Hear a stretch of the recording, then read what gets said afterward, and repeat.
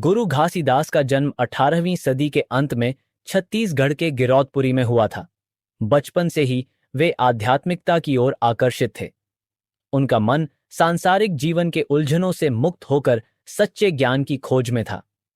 जब वे युवा हुए तो उन्होंने अपने भीतर की आवाज को सुना और तय किया कि उन्हें सच्चा ज्ञान प्राप्त करना है।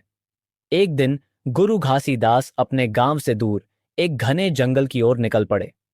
यह जंगल शांत, रहस्यमय और आध्यात्मिक ऊर्जा से भरा हुआ था।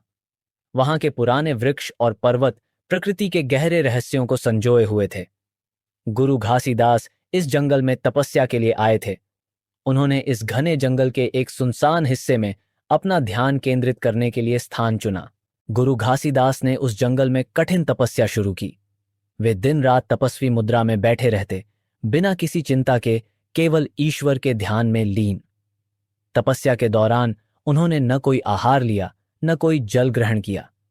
केवल अपने आत्मा की गहराइयों में डूबते गए, अपने प्रश्नों के उत्तर खोजते गए। यह तपस्या कोई साधारण तपस्या नहीं थी। यह वर्षों तक चली और इस दौरान उन्होंने अनेक परीक्षाओं का सामना किया। जंगल के भयावह जीव जंतु, कठिन मौसम, भूख और प्यास, किसी भी चीज ने उन्हें डिगा नहीं पाई। उनका दृढ़ संकल्प था कि जब तक उन्हें सच्चा ज्ञान प्राप्त नहीं होता, वे अपनी तपस्या नहीं छोड़ेंगे।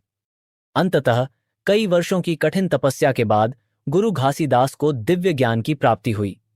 एक दिन जब वे ध्यान की गहन अवस्था में थे, तब उनके सामने एक दिव्य प्रकाश प्रकट हुआ। इस प्रकाश के भीतर से एक आवाज आई जिसने उन्हें सत्य के मार्ग पर चलने का निर्देश दिया।